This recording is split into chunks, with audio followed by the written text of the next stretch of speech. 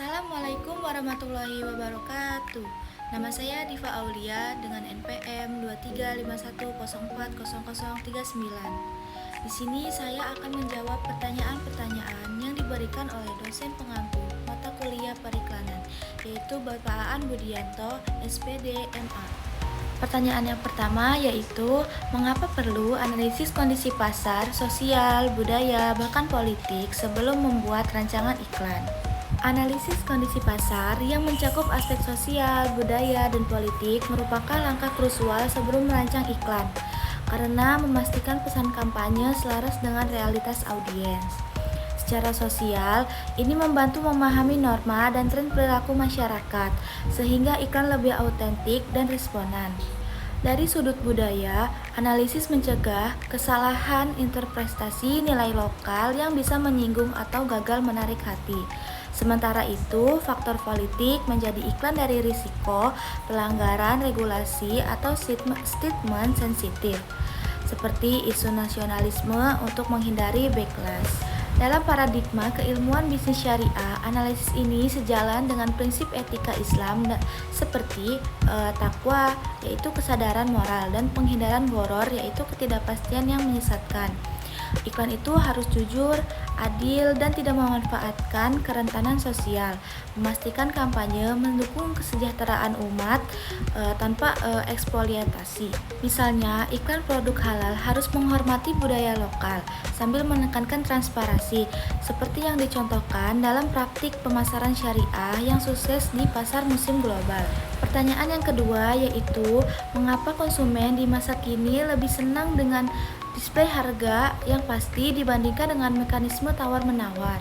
Konsumen di era modern lebih memilih display harga yang pasti dibandingkan mekanisme tawar-menawar karena nilai efisiensi waktu, transparansi, dan kepercayaan yang tinggi. Dalam dunia digital yang serba cepat, mereka menghindari proses negosiasi yang memakan waktu dan seringkali menimbulkan ketidaknyamanan, terutama di platform e-commerce seperti Shopee atau Tokopedia, di mana harga tetap memungkinkan perbandingan instan dan keputusan cepat.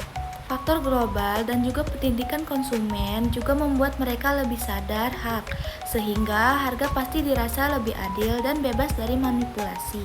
Dalam paradigma keilmuan bisnis syariah, preferensi ini sejalan dengan prinsip adil dan sidik, yang menekankan transparansi harga untuk menghindari gharar atau ketidakpastian yang menyesatkan atau juga eksploitasi.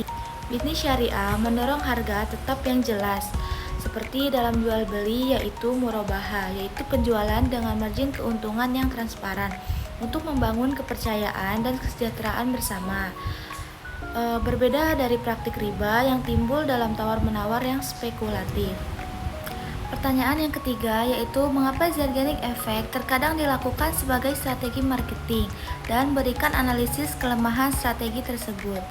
Zeigarnik Effect merupakan fenomena psikologi di mana individu lebih mudah mengingat tugas yang belum rampung daripada yang sudah selesai. Ini sering diterapkan sebagai strategi pemasaran untuk membangun antisipasi dan meningkatkan interaksi konsumen. Ini dilakukan melalui elemen seperti teaser iklan, serial konten, atau kampanye yang sengaja meninggalkan cliffhanger untuk mendorong audiens kembali, sehingga memperkuat retensi merek dan mendorong konversi penjualan, seperti dalam trailer film atau promosi produk baru. Meski demikian, strategi ini memiliki kelemahan yang krusial, bisa menimbulkan frustasi jika resolusi terlambat atau mengecewakan, mengakibatkan backlash negatif, dan juga erosi kepercayaan.